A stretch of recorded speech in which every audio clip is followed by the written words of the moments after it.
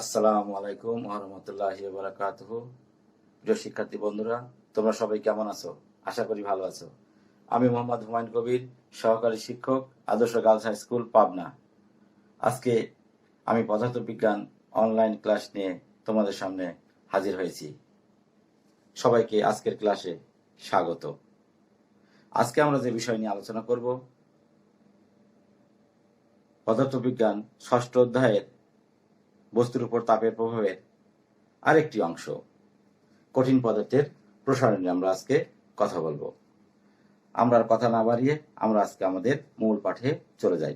তোমরাও ইতিমধ্যে বই খাতাপত্র নিয়ে প্রস্তুত হয়ে যাও, এবং আজকের ক্লাসের গুরুত্ব অনেক বেশি। তোমরা সবাই মনোযোগ সহকারে ক্লাস করবে বলে আমি আশা করি। আজকে যে বিষয় নিয়ে আমরা কথা বলবো, তোমরা দেখতে পাচ্ছ দৈর্ঘ্য প্রসারণ, ক্ষেত্র প্রসারণ, আয়তন প্রসারণ। নিচে কয়েকটা সিম্বল দেখতে পাচ্ছ, আলফা, বিটা, গামা। তারপরে লেখা আছে বিটা সমান 2 আলফা, গামা সমান 3 আলফা। বিষয়গুলো তোমরা একটু পরেই জানতে পারবে, এই চিহ্নগুলোর কি অর্থ এবং এগুলো কি কাজে ব্যবহার হচ্ছে এবং এদের মধ্যে যে সম্পর্ক আছে সেগুলোতে কিভাবে গাণিতিক সমস্যা করতে হয়। আমরা এখন আমাদের মূল পাঠে চলে যাব। বস্তুর উপর তাপের প্রভাবের আরেকটি অংশ, এখানে আমরা লিখছি দৈর্ঘ্য প্রসারণ সহগ। আমরা আজকে মূলত কঠিন পদার্থের প্রসারণ পড়ছি। দৈর্ঘ্য প্রসারণ সহগ কাকে বলে আমাদের প্রথমে জানতে হবে। দৈর্ঘ্য প্রসারণ সহগ হচ্ছে কোনো বস্তুতে তাপ দিলে যদি সেই বস্তুটির দৈর্ঘ্য বরাবর বৃদ্ধি পায় তাকে আমরা দৈর্ঘ্য প্রসারণ বলবো। যেমন একটা বস্তু দণ্ডাকার, আমরা যদি তাপ দেই তাহলে এটা যদি দৈর্ঘ্য বরাবর যদি বৃদ্ধি পায়, এই বস্তুটা এত দূরে ছিল, এই যে বৃদ্ধিটা হলো, এই বৃদ্ধিটা হলো দৈর্ঘ্য বৃদ্ধি, মানে দৈর্ঘ্য প্রসারণ। তাহলে দৈর্ঘ্য প্রসারণ কি? দৈর্ঘ্য প্রসারণ হচ্ছে কোন বস্তুতে তাপ দিলে যদি বস্তুটির দৈর্ঘ্য বরাবর প্রসারণ ঘটে তাহলে আমরা তাকে বলছি দৈর্ঘ্য প্রসারণ। তারপর আছে ক্ষেত্র প্রসারণ। ক্ষেত্র প্রসারণ হচ্ছে যদি আমরা কোনো বস্তুতে তাপ দেই, যদি বস্তুটির ক্ষেত্রফল বৃদ্ধি পায় তাহলে তাকে আমরা ক্ষেত্র প্রসারণ বলবো। যেমন আমরা একটা বর্গক্ষেত্রই আঁকালাম কিংবা একটা ক্ষেত্র আঁকালাম, এইটাকে যদি তাপ দেই তাহলে আমাদের এইটা বৃদ্ধি পেয়ে যদি এমন হয় তাহলে আমরা বলবো ক্ষেত্র প্রসারণ হয়েছে। তার মানে কোন বস্তুতে তাপ দিলে যদি ক্ষেত্রফল বৃদ্ধি পায় তাহলে আমরা তাকে বলবো ক্ষেত্র প্রসারণ। আয়তন প্রসারণ, যদি কোনো বস্তুতে তাপ দিলে তার আয়তন বৃদ্ধি পায় তাকে আমরা বলবো আয়তন প্রসারণ। যেমন একটা বস্তু এমন যদি আঁকাই, একটা ঘনক আকৃতি বা ঘন বস্তু যদি আঁকাই,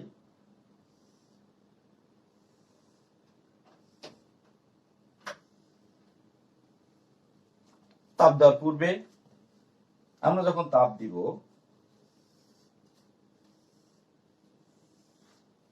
তখন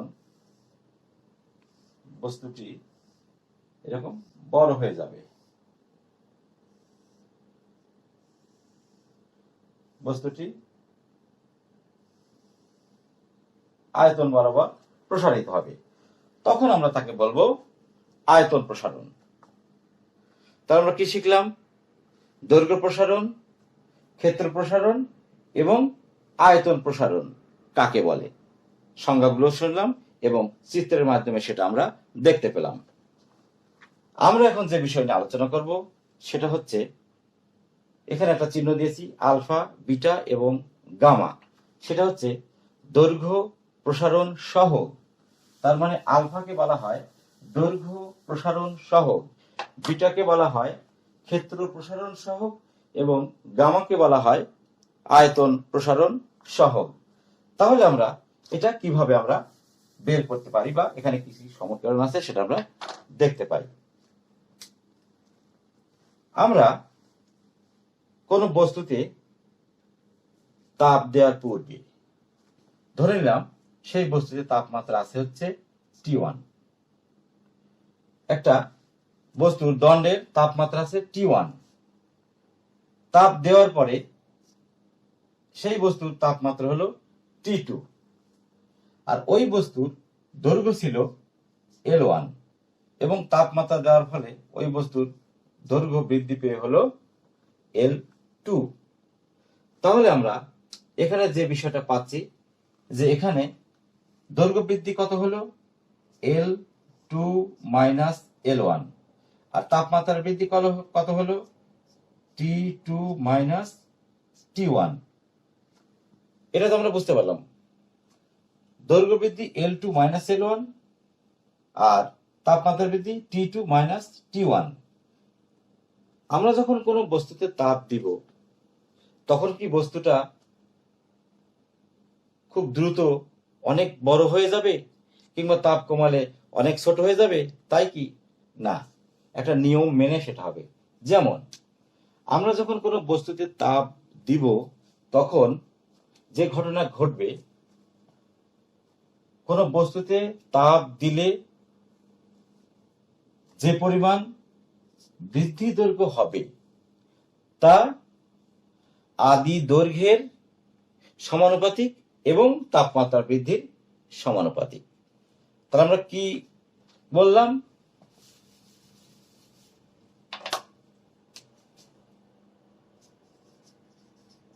কোন বস্তুতে তাপ প্রয়োগ করলে যে পরিমাণ বৃদ্ধি দৈর্ঘ্য হবে তা আদি দৈর্ঘ্যের সমানুপাতিক এবং তাপমাত্রা বৃদ্ধির সমানুপাতিক। বিষয়টি মনোযোগ দিয়ে বুঝতে হবে। কোন বস্তুতে তাপ প্রয়োগ করলে যে পরিমাণ বৃদ্ধি দৈর্ঘ্য হবে তার মানে L2 মাইনাস L1, এটা হচ্ছে বৃদ্ধি দৈর্ঘ্য,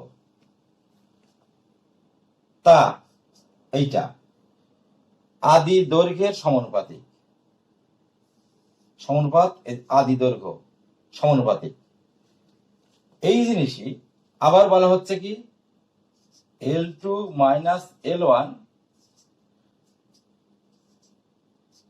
তাপমাত্রা বৃদ্ধির সমানুপাতিক।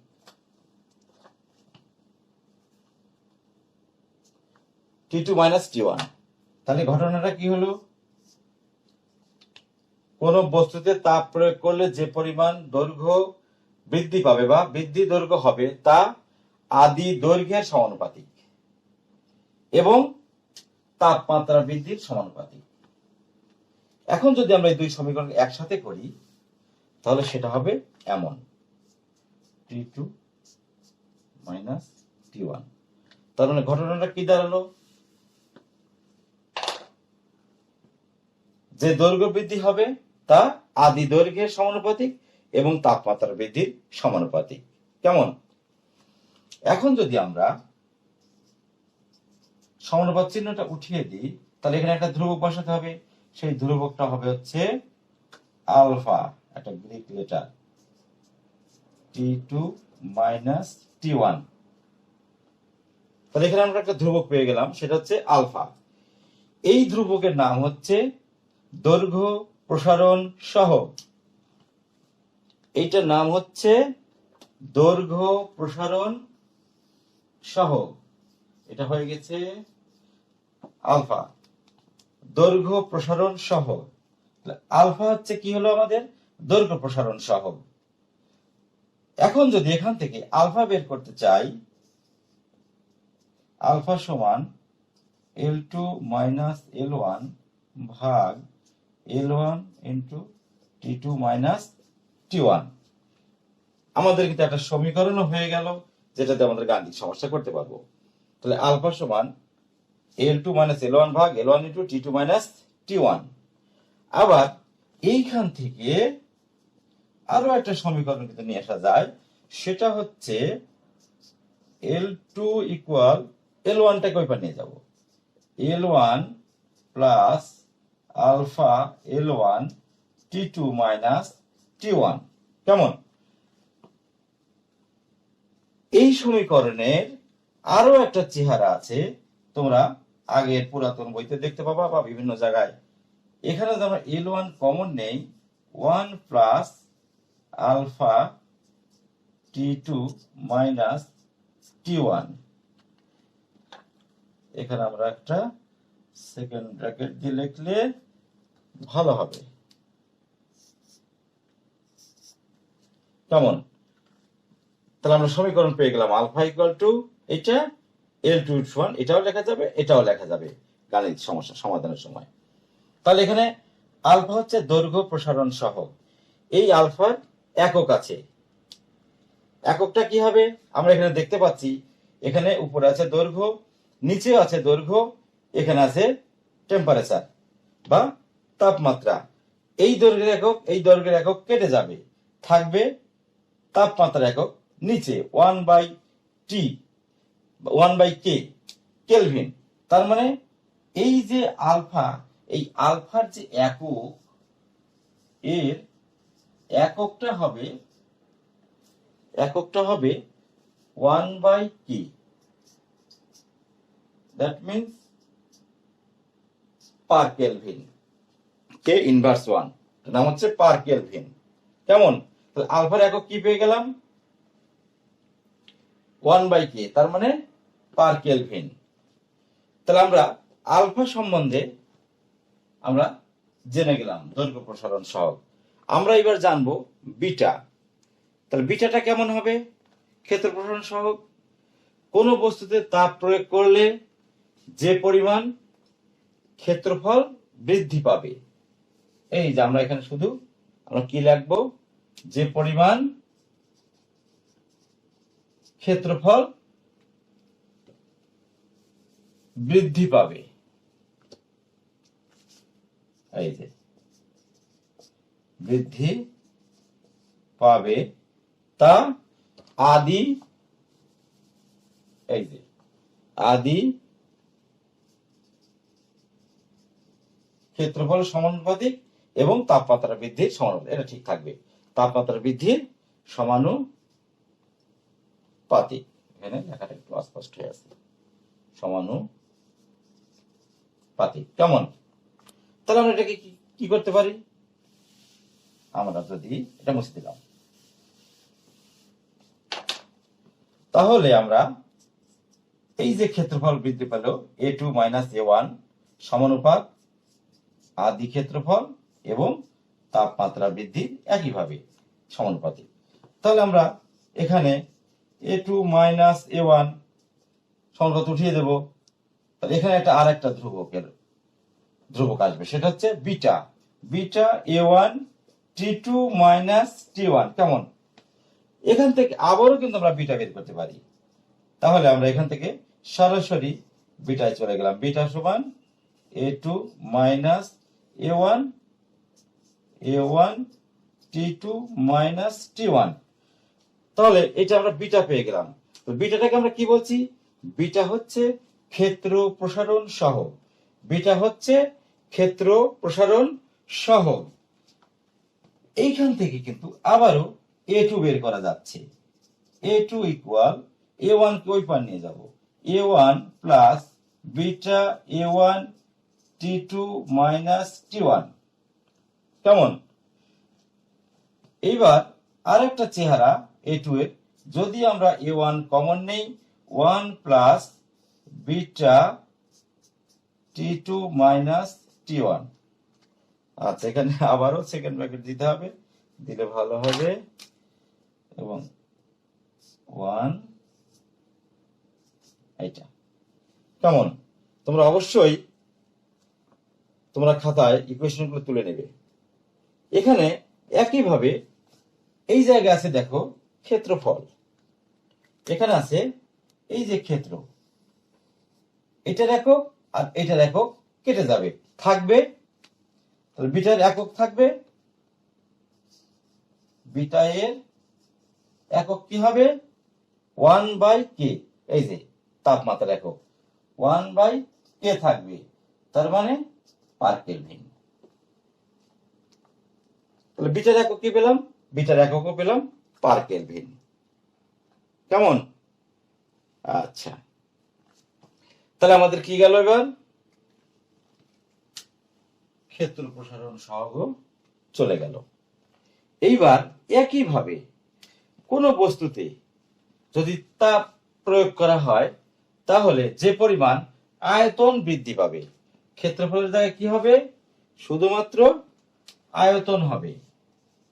বোঝা যাচ্ছে তো? আয়তন বৃদ্ধি পাবে, তা আদি আয়তনের সমানুপাতিক। তাহলে আদি আয়তনের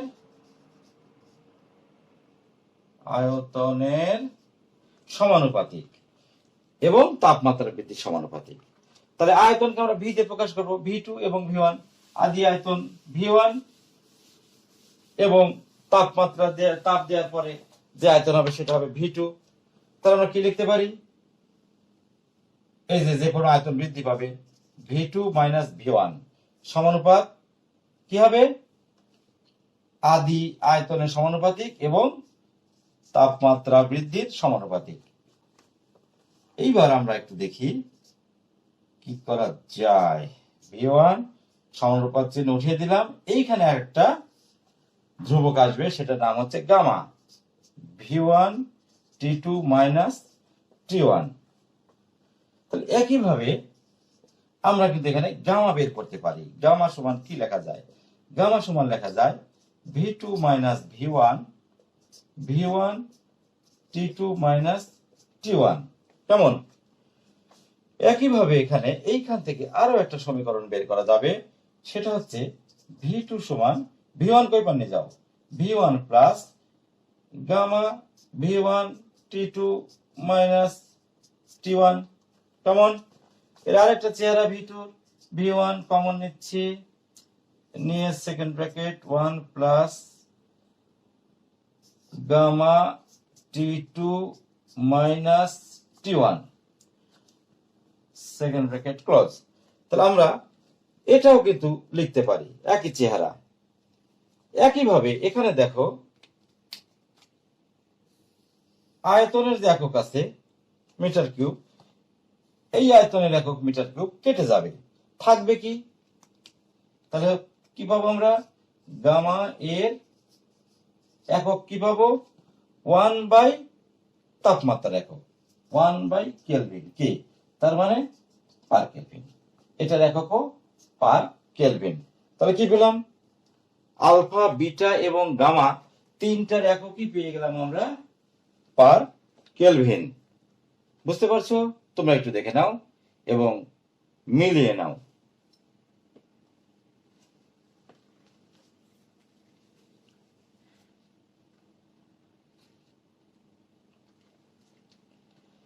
ধন্যবাদ সবাইকে। তাহলে এবার আমি বোর্ডের সব মুছে দিচ্ছি আমি, তোমরা একটু দেখে নাও। আমি এগুলো মুছে দিয়ে পরবর্তী অংশে চলে যাব। আচ্ছা,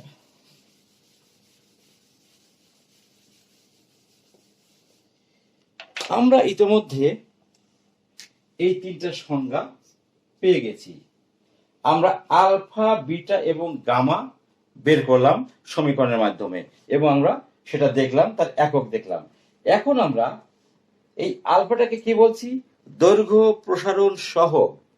এখন এই দৈর্ঘ্য প্রসারণ সহগ কাকে বলে সেটা আমরা জানবো, যে আলফা দৈর্ঘ্য প্রসারণ সহগ কাকে বলে সেটা একটু মনোযোগ দিয়ে শুনবে। 1 মিটার দৈর্ঘ্যের কোন বস্তুতে বা দণ্ডে তাপমাত্রা 1 কেলভিন বৃদ্ধি করলে ওই বস্তুর যে পরিমাণ দৈর্ঘ্য বৃদ্ধি পায় তাকে দৈর্ঘ্য প্রসারণ সহগ বলে। কেমন? আরেকবার, 1 মিটার দৈর্ঘ্যের কোন বস্তুর তাপমাত্রা 1 কেলভিন বৃদ্ধি করলে ওই বস্তুর যে পরিমাণ দৈর্ঘ্য বৃদ্ধি পাবে তাকে দৈর্ঘ্য প্রসারণ সহগ বলে। সেটা কেমন? মনে করো একটা বস্তুর তাপমাত্রা আছে 20 কেলভিন, তখন তো তার একটা দৈর্ঘ্য আছেই আদি, তাহলে এর তাপমাত্রা কত বাড়াবো? 1 কেলভিন বাড়াবো। দ্যাট মিন্স তার তাপমাত্রা 21 কেলভিন করতে হবে। তাহলে 1 বেড়ে গেল। এই 21 করতে কিছু তাপ তো দিতে হবে, যাই লাগুক, যত জুল তাপ লাগবে, কিন্তু 1 বাড়াতে হবে, 1 কেলভিন বাড়ালে এই বস্তুটা তখন হয়তো যতটুকু দৈর্ঘ্য বৃদ্ধি পাবে ওই শর্ত অনুযায়ী 1 মিটার দৈর্ঘ্যের বস্তুর ক্ষেত্রে এবং 1 কেলভিন তাপমাত্রা বৃদ্ধির শর্তানুসারে যে পরিমাণ দৈর্ঘ্য বৃদ্ধি পাবে তাকে আমরা বলবো দৈর্ঘ্য প্রসারণ সহগ। ক্লিয়ার? এইবার ক্ষেত্র প্রসারণ সহগ। শুধুমাত্র 1 মিটারের জায়গায় 1 মিটার স্কয়ার হবে। 1 মিটার স্কয়ার ক্ষেত্রের কোন বস্তুতে তাপ প্রয়োগ করলে 1 মিটার ক্ষেত্রফল কোন বস্তুর তাপমাত্রা 1 কেলভিন বৃদ্ধি করলে যে পরিমাণ ক্ষেত্রফল বৃদ্ধি পাবে বা ক্ষেত্র বৃদ্ধি পাবে তাকেই আমরা বলবো ক্ষেত্র প্রসারণ সহগ। একইভাবে আয়তন প্রসারণ সহগ, যে 1 মিটার গেল, মিটার স্কয়ার গেল, এবার মিটার কিউব। 1 মিটার কিউব আয়তনের কোন বস্তুতে তাপ প্রয়োগ করলে এবং তার তাপমাত্রা যদি 1 কেলভিন বৃদ্ধি হয় তখন যে পরিমাণ আয়তন বৃদ্ধি পাবে তাকে আমরা বলবো আয়তন প্রসারণ সহগ। আবার বলছি, 1 মিটার কিউব আয়তন বিশিষ্ট বস্তুতে বা বস্তুর তাপমাত্রা 1 কেলভিন বৃদ্ধি করলে যে পরিমাণ আয়তন বৃদ্ধি পায় তাকে আমরা বলছি আয়তন প্রসারণ সহগ। ক্লিয়ার? সংজ্ঞা চলে গেল আমাদের 6টা, এখানে 3টা, এখানে 3টা। এই আজকের আলোচনার 9টা সংজ্ঞা তোমাদের জন্য খুবই জরুরি। ইতিমধ্যে 6টা চলে গেছে। কি কি? দৈর্ঘ্য প্রসারণ, ক্ষেত্র প্রসারণ, আয়তন প্রসারণ, দৈর্ঘ্য প্রসারণ সহগ, ক্ষেত্র প্রসারণ সহগ এবং আয়তন প্রসারণ সহগ। এখন আমরা যে বিষয়টা বলবো সেটা হচ্ছে যে কোন বস্তুর আয়তন প্রসারণ সহগ, যেমন তামার দৈর্ঘ্য প্রসারণ সহগ 16.6 ইন্টু 10⁻⁻6 পার কেলভিন। এটা কার? তামার দৈর্ঘ্য প্রসারণ সহগ। তামার দৈর্ঘ্য প্রসারণ সহগ, সংক্ষেপে লিখলাম। তামার দৈর্ঘ্য প্রসারণ সহগ 16.6 ইন্টু 10⁻⁻6 পার কেলভিন বলতে কি বুঝো? এমন একটা প্রশ্ন থাকতে পারে। তামার দৈর্ঘ্য প্রসারণ সহগ 16.6 ইন্টু 10⁻⁻6 পার কেলভিন বলতে কি বুঝো? এটা উত্তর কেমন হবে? উত্তরটা এমন, 1 মিটার দৈর্ঘ্যের কোন তামার দণ্ডের তাপমাত্রা 1 কেলভিন বৃদ্ধি করলে ওই দণ্ডের দৈর্ঘ্য 16.6 ইন্টু 10⁻⁻6 মিটার বৃদ্ধি পায়। বিষয়টা খেয়াল করতে হবে। অনেকেই আমরা উত্তর লেখার সময় কিন্তু এই পার কেলভিনটা এখানে লিখে দিই, হবে না, সম্পূর্ণ ভুল হয়ে যাবে। তাহলে আমরা কি লিখবো? তামার দৈর্ঘ্য প্রসারণ সহগ এত বলতে কি বোঝো? উত্তরটা কেমন হবে? আমি উত্তরটা পুরোপুরি লিখে দিচ্ছি। 1 মিটার দৈর্ঘ্যের কোন তামার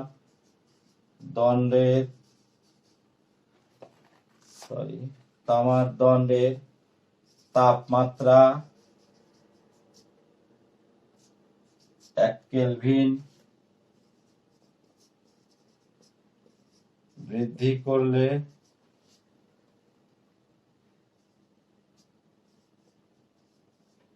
বস্তুটির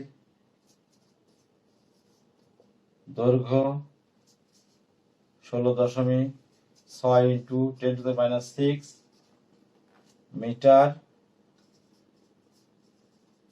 বৃদ্ধি পায়। কেমন?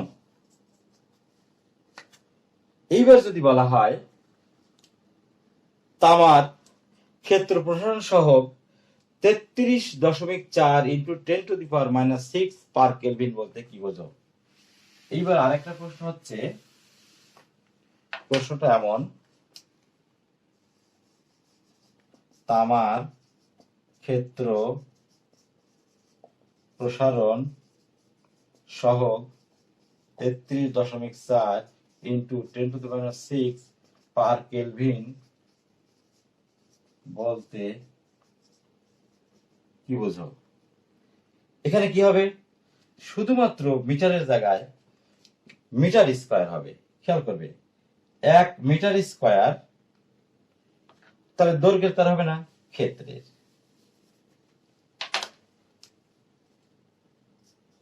ক্ষেত্রের কোন তামার বস্তুর তাপমাত্রা 1 কেলভিন বৃদ্ধি করলে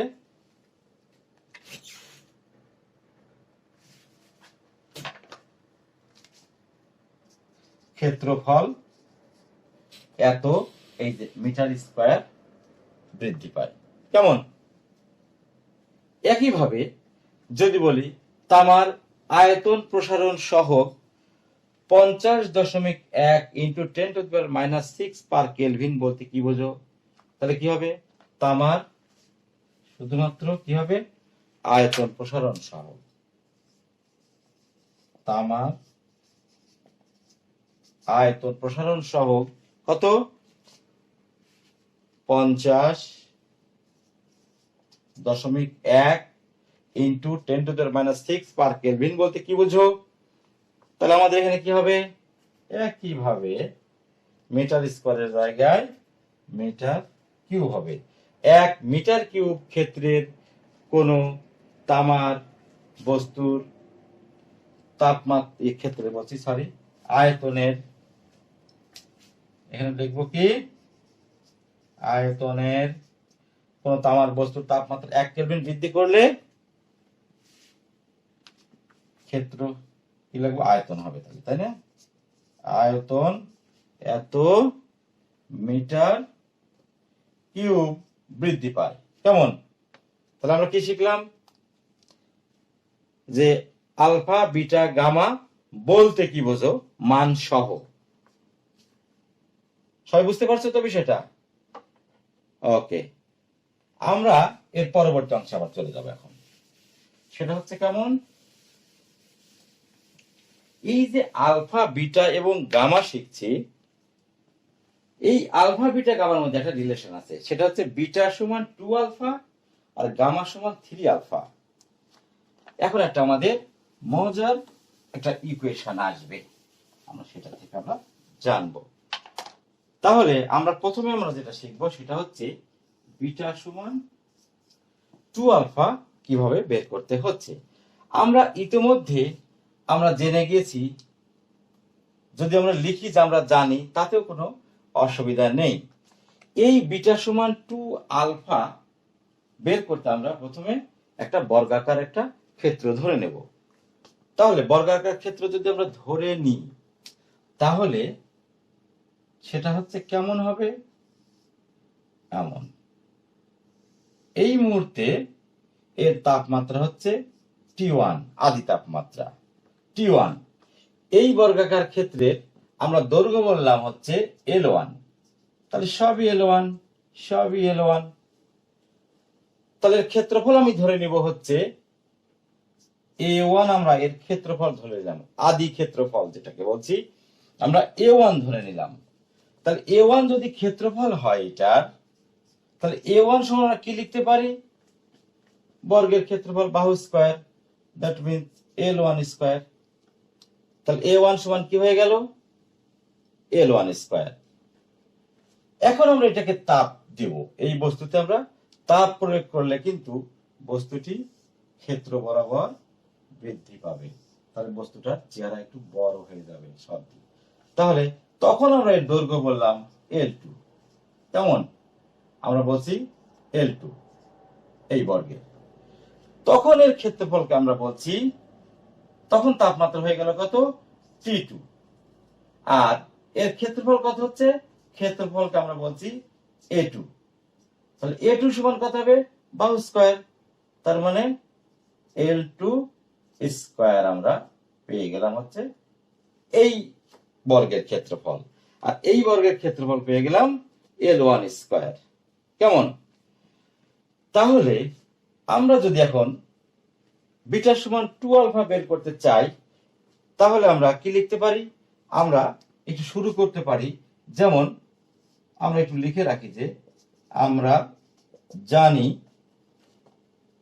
L2 সমান L1 plus alpha L1 T2 minus T1, আমরা ইতিমধ্যে পেয়ে গেছি এটা আগে। তাহলে এটাকে আমরা একটা সমীকরণ দিয়ে রাখি, ঠিক আছে। আচ্ছা, আমরা কি বের করব, বিটা। তাহলে বিটা কোথায় আছে, A2 এর মধ্যে আছে। A2 সমান আমরা লিখব A1 plus beta A1 T2 minus T1। তোমরা সবাই মনোযোগ সহকারে দেখবে, আজকে কিন্তু অনেক ইকুয়েশন এবং খাতা কলমে সব নোট করে নেবে। আমি মাঝে মধ্যেই সরে যাচ্ছি, তোমরা বোর্ডটা আমি ফাঁকা করে দিচ্ছি, তোমরা সবাই লিখে নিবা। তাহলে A2 সমান এটা আমরা ইতিমধ্যে জানি এবং পেয়েছি। এখন আমরা যদি A2 বের করতে যাই, এইখান থেকে যদি শুরু করি, একটু খেয়াল করবে তোমরা, এইটা দিয়ে যদি শুরু করি কেমন হয়, সেটা হচ্ছে A2 সমান L2 স্কয়ার, কেমন, L2 স্কয়ার। একটু মনোযোগ দিবে সবাই, L2 স্কয়ার। এই যে L2 এর ভ্যালু কত, L2 এর ভ্যালু হচ্ছে এই যে দেখতে পাচ্ছ তোমরা, L2 সমান এইটা, L2 সমান হচ্ছে L1 plus alpha L1 T2 minus T1, কেমন। L2 এর মান হলো এটা, স্কয়ার দিবে না, তাহলে স্কয়ারটা মানে হোল স্কয়ার দিতে হবে, দিয়ে দিলাম, বোঝা গেছে। ভিতরে L2 এর value a square, a square, এইটা হচ্ছে এই যে স্কয়ার এইটা। এইবার আমরা এখানে একটা সূত্র পড়ে গেছে, দেখো, a plus B whole square. a plus B সূত্র কি, a square plus 2a b, কেমন হলো, a square plus 2ab plus b square. সবাই মনোযোগ দিবে, b স্কয়ার, কেমন, a স্কয়ার প্লাস 2a, এই যে b প্লাস b স্কয়ার, সবার উপর স্কয়ার দিলাম, b স্কয়ার। এখন L1 square plus 2 alpha L1 আর L1 কত হয়, L1 square T2 minus T1 plus, এখানে কত পাচ্ছি আমরা, alpha square L1 square T2 minus T1 square. এখন একটু কথা আছে, সেটা হচ্ছে এই যে আলফা দৈর্ঘ্য প্রসারণ সহগ, কঠিন পদার্থের দৈর্ঘ্য প্রসারণ সহগ খুবই কম, এত ছোট যে আলফার মান খুবই ছোট এবং দৈর্ঘ্যে খুবই কম বৃদ্ধি পায়। তাহলে আলফা স্কোয়ার আরো ছোট। এই সমীকরণে যেমন আলফা স্কোয়ার আরো ছোট মানে যদি 0.1 হয় বা 0.01 হয়, তাহলে 0.01 আলফা, তাহলে 0.01 এর যদি স্কোয়ার করি, আলফা স্কোয়ার করি, আলফা কিউব করি, আলফা 4 করি, তাহলে এর উপর স্কোয়ার দিলে কত হবে? 0.। তাহলে আমরা পাচ্ছি দেখো আরো ছোট একটা ভ্যালু পেয়ে গেলাম। এই জন্য এখানে বলা হচ্ছে যে যদি এখানে আলফা স্কোয়ারের মান বাদ দেওয়া যায় বা আলফা স্কোয়ার সহ এর সাথে যে অংশটুকু আছে এই পুরো পদটাকেই যদি পুরো অংশটাকে যদি বাদ দেওয়া যায়, তাহলে এই সমীকরণের তেমন কোনো ক্ষতি হবে না। তাহলে আমরা যদি এই অংশটা বাদ দিয়ে যদি লিখি, তাহলে আমরা পাবো কি L1 square plus 2 alpha L1 square T2 minus T1। কেমন? তারপরে কি বের করলাম? এটা এই যে দেখো আমরা আসলে এটা A2 বের করলাম। A2 আমরা যদি এখানে লিখে দিই, মানে আসলে আমরা A2 বের করছি। A2 এই সমীকরণটা যদি আমরা একটা নাম দিয়ে দিতে পারি, একটু পরে দেই, তাহলে A2 সমান এই যে দেখো L1 এর যে মান সেটা কোথায়?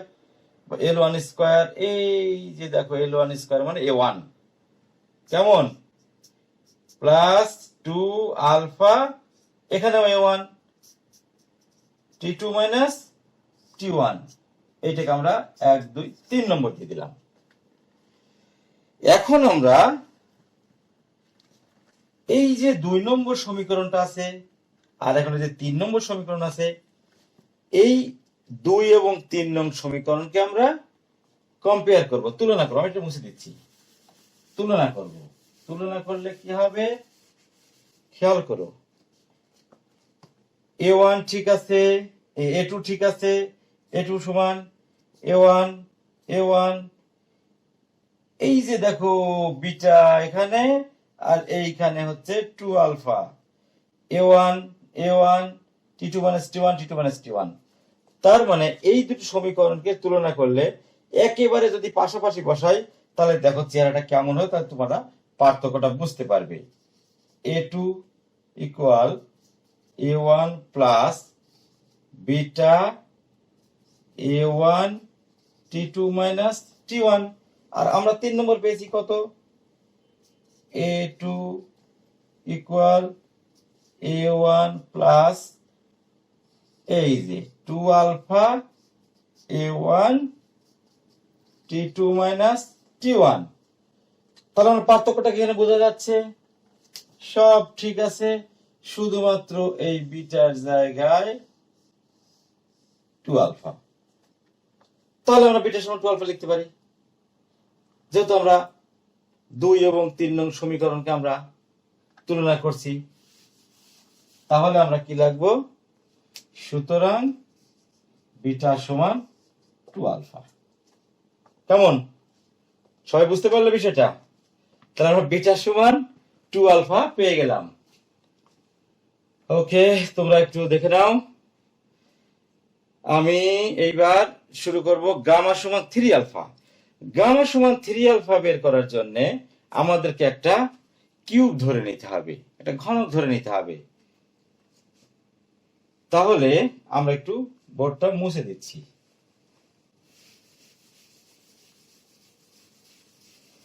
তাহলে আমরা কি করব? তাহলে আমরা গামা সমান 3 আলফা বের করব। তাহলে আমরা কি ধরবো? এইবার আমরা একটা কিউব কল্পনা করে নেব। তাহলে কিউব কল্পনা করতে গেলে একইভাবে ওই কিউবের আদি দৈর্ঘ্য যেটা, সেটাকে আমরা বলবো হচ্ছে L1। তাহলে কিউব যদি ধরি, তাহলে যদি আবার যদি কিউব আঁকাই, তাহলে তোমরা হয়তো একটু খুশি হবে। তাহলে এরকম এর দৈর্ঘ্য কত? L1, কিউব মানে ঘনক, তাহলে ঘনকের সব বাহু 1 সমান একই রকম, তাহলে L1 ধরে নিলাম। তাহলে এর যখন তাপমাত্রা ছিল আদি তাপমাত্রা প্রথমে T1, তখন এর আয়তন ছিল কত V1, তাহলে V1 সমান হবে L1 কিউব। একইভাবে যখন আমরা তাপ দিব তখন বস্তুটি আয়তনে বৃদ্ধি পাবে, বৃদ্ধি পেলে এইরকম একটা চেহারা আসবে। তখন তার আমরা দৈর্ঘ্যকে বলবো L2, সব বাহুর দৈর্ঘ্য L2, দৈর্ঘ্য প্রস্থ উচ্চতা L2। তখন তার তাপমাত্রা হবে T2 আর আয়তন হবে V2। V2 মানে L2 কিউব, কেমন L2 কিউব হবে আয়তন। আমরা ইতিমধ্যে দুটো সমীকরণ জানি, কি জানি? L2 সমান L1 plus alpha L1 T2 minus T1। আমরা আবারও নতুন করে যদি এটার ক্ষেত্রে আসি, তাহলে এটাকে আমরা 1 নম্বর বলবো। যেহেতু আমরা ভি এর কারবার, তাহলে V2 সমান V1 plus gamma V1 T2 minus T1। এটা আমরা ইতিমধ্যে এগুলো পেয়েছি। এখন আমরা যে অংশ দিয়ে শুরু করব সেটা হচ্ছে V2 সমান L2 কিউব। তাহলে হচ্ছে V2 সমান L2 কিউব। L2 কিউব, এই যে L2 এর মান খেয়াল করো, L2 এর মান কত? L1 plus alpha L1 T2 minus T1। এই হচ্ছে L2 এর মান বসালাম, কিউব আছে, কিউবটা আমরা দিয়ে দেব কিউব। তাহলে এটা কোন সূত্র পড়ে গেল আবার? A plus B whole cube. তাহলে এখানে বি কোনটা? এই যে অংশটা দেখতে পাচ্ছ না, একটা বড় একটা পদ দেখতে পাচ্ছ, সেটা হচ্ছে বি। এখন বলছি, তাহলে A plus B whole cube সূত্র কি? A cube plus 3A square B, 3A square B plus 3A B square alpha square L1 square T2 minus T1 square. কি হলো? A cube plus 3A square B plus 3A B square plus B cube alpha cube L1 cube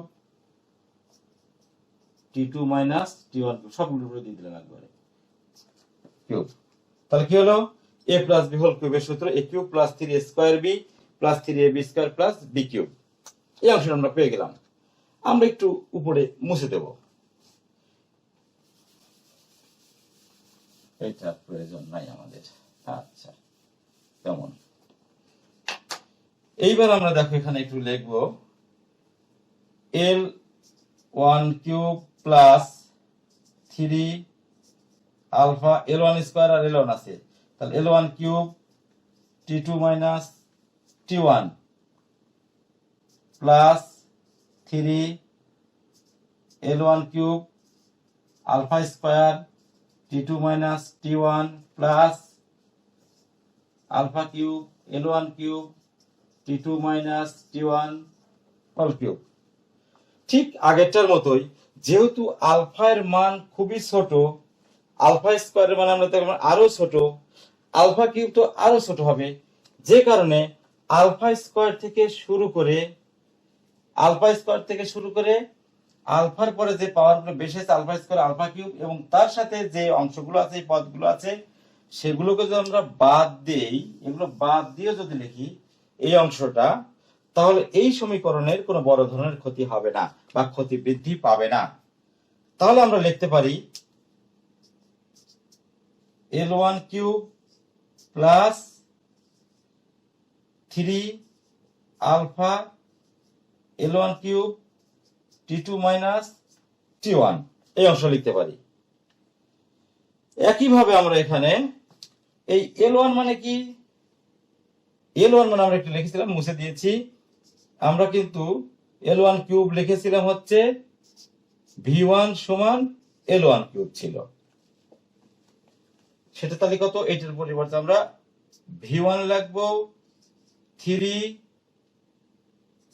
alpha V1 T2 minus T1, এইটাকে আমরা সমীকরণ 3 দিয়ে দেব, ঠিক আগের মতো। এখন এই 2 নং সমীকরণ এবং এই 3 নং সমীকরণকে আমরা যদি তুলনা করি তাহলে আমরা কাঙ্ক্ষিত রিলেশনটা পেয়ে যাব। তাহলে আমরা একটু উপরে লিখবো মুছে দিয়ে। তাহলে এই যে দেখো, একইভাবে 2 নম্বর সমীকরণের গামা এর জায়গায় শুধুমাত্র এখানে 3 আলফা আছে, গামা সমান 3 আলফা। তার আমরা যদি একটু আগেটার মতো একটু একসাথে যদি করে লিখি যে V2 সমান V1 plus gamma V1 T2 minus T1, তারপরে আবার V2, এই যে V2 বের করেছি আমরা এখানে, এই যে সবই V2 V2 V2 V2 V2 সমান, তো আমরা এই যে V2, তাহলে V2 সমান আমরা কি পাচ্ছি, V1 প্লাস এই যে 3 alpha V1 T2 minus T1। আমরা দেখো আমরা পেয়ে গেছি আমাদের সেই কাঙ্ক্ষিত রিলেশন। এই যে গামা সমান, সুতরাং আমরা লিখতে পারি গামা সমান 3 আলফা। কেমন, আমরা এটাও পেয়ে গেলাম, গামা সমান 3 আলফা। তোমরা বুঝতে পারছো তো বিষয়গুলো? তোমরা একটু বোর্ডটা দেখে নাও এবং তুলে নাও, আমি বোর্ডটা ছেড়ে দিচ্ছি।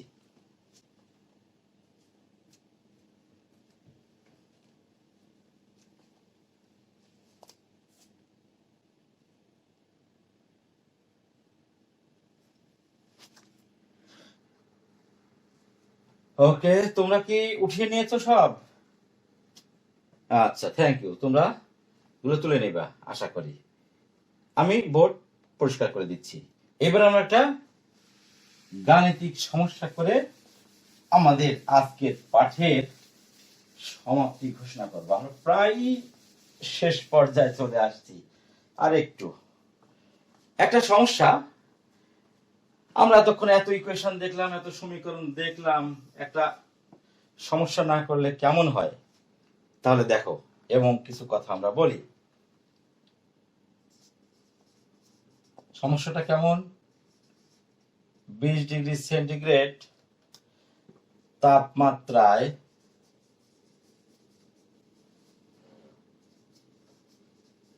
একটি ইস্পাতের দণ্ডের দৈর্ঘ্য 100 মিটার, 50 ডিগ্রি সেন্টিগ্রেড তাপমাত্রায় এর দৈর্ঘ্য 100.033 মিটার হলে তামার দৈর্ঘ্য প্রসারণ সহ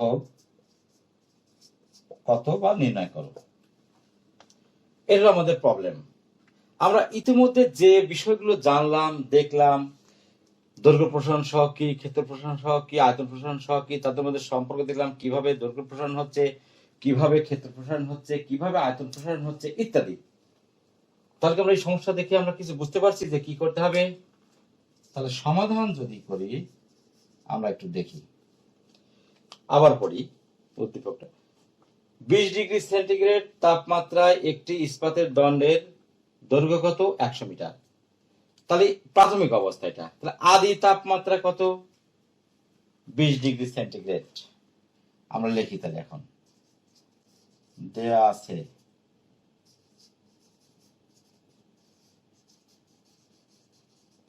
আদি তাপমাত্রা T1 ইকুয়াল হচ্ছে 20 ডিগ্রি সেন্টিগ্রেড। তারপরে কত আছে, এই যে 50 ডিগ্রি তাপমাত্রায়, মানে শেষ তাপমাত্রা,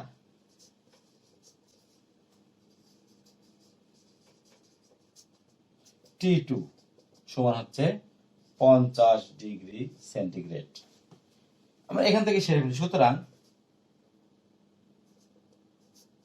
বৃদ্ধি তাপমাত্রা কত হবে, T2 মাইনাস T1 সমান কত হবে, 50 degree centigrade minus 20 degree centigrade সমান 30 ডিগ্রি সেন্টিগ্রেড। একটা জিনিস খেয়াল রাখো, একই সাথে আমরা এটাকে 30 কেলভিন লিখে দেব। তাপমাত্রা যদি পার্থক্য থাকে কখনো, তাপমাত্রার পার্থক্যের বেলায় যে পার্থক্যটা আসবে সেন্টিগ্রেডকে কেলভিন লিখলেই হবে। আলাদা করে আর 50 ডিগ্রিকে সেন্টিগ্রেডকে কেলভিন প্রকাশ করতে হবে না, বা 20 ডিগ্রি সেন্টিগ্রেড কেলভিন প্রকাশ করতে হবে না, 50 ডিগ্রি সেন্টিগ্রেডকেও কেলভিন প্রকাশ করতে হবে না। কারণ এর সাথে 273.15 যোগ হবে, এখানে 273.15 যোগ হবে, বিয়োগ করার সময় ঠিক একই রেজাল্ট আসবে, শুধুমাত্র এই ক্ষেত্রে। কিন্তু যদি তুমি আলাদা করে যদি কখন লিখতে যাও যে 20 ডিগ্রি সেন্টিগ্রেড সমান 20 কেলভিন, তাহলে কিন্তু হবে না বাবা। তখন এখানে 273.15 যোগ করতে হবে, মানে 293 এর সাথে কত যোগ করতে হবে, 20 যোগ 273.1.5, তাহলে কত হচ্ছে 293.15 কেলভিন তখন হবে, একটা যদি হয় শুধু 20 ডিগ্রি সেন্টিগ্রেড, 10 ডিগ্রি সেন্টিগ্রেড ইত্যাদি। তাহলে আমরা কি বুঝলাম, তাপমাত্রা যখন পার্থক্য থাকবে তখন কিন্তু আমরা ওই সেন্টিগ্রেডকে কেলভিন লিখে দিলেই হবে। একইভাবে আমাদের আদি দৈর্ঘ্য কত ছিল, আদি দৈর্ঘ্য L1, আমরা কি বলবো, L1 সব শিখে গেছি তাই না, 100 মিটার। শেষ দৈর্ঘ্য তাহলে কত হবে, শেষ দৈর্ঘ্য হচ্ছে L2, L2 সমান হচ্ছে 100.033 মিটার। তাহলে বৃদ্ধি দৈর্ঘ্য কত, বৃদ্ধি দৈর্ঘ্য হচ্ছে L2 মাইনাস L1 সমান 100.033 মিটার মাইনাস কত, 100 মিটার সমান কত হচ্ছে 0.033 মিটার। কেমন, আমাদের বের করতে হবে কি, দৈর্ঘ্য প্রসারণ সহগ আলফা। তাহলে কি লাগবো, দৈর্ঘ্য প্রসারণ সহগ আলফা ইকুয়াল টু হোয়াট। ঠিক আছে, এটা তুলে নাও সবাই। তাহলে দৈর্ঘ্য প্রসারণ সহগ আলফা ইকুয়াল টু হোয়াট। আমরা সমস্যাটা মুছে দিই, পরিষ্কার করে দিই। এইবার কি লিখবো, আমরা জানি, আমরা কি জানি, আমরা অনেক কিছু জেনে গেছি ইতিমধ্যে, সমীকরণ আমরা পেয়ে গেছি। আলফা সমান আমরা কি জানি, আমরা জানি আলফা সমান L2 মাইনাস L1 ভাগ L2 into L1 into T2 minus T1। L2 minus L1 বিদ্যুতের কত পেয়েছি, এই যে দেখো 0.033 ভাগ L1 কত পেয়েছি 100 গুণন কত T2 মাইনাস T1 কত পেয়েছি, এই যে এটা 30। এটা যদি আমরা মেশিনে হিসাব করি, আমরা একটু মুছে দিচ্ছি, তাহলে কত হবে, আমাদের আসবে হচ্ছে 11 into 10 to the minus 6 per kelvin. তো পার কেলভিন একক যদি লিখি তাহলে দেখো এটা দৈর্ঘ্য, এর একক কিন্তু মিটার আছে, এখানে এই যে 100 আছে এর সাথে মিটার আছে, আর এখানে কিন্তু 30 কে আছে। এই যে মিটার মিটার কেটে যাবে, মনে পড়ে এই যে মিটারের একক কেটে যাবে, তাহলে 1/k থাকবে, মানে পার কেলভিন। এইটা হলো উত্তর। এটা এভাবেও লেখা যায়। আবার 1.1 ইন্টু, এখানে কমাই দিলাম 10⁻⁵ পার কেলভিনও লেখা যায়।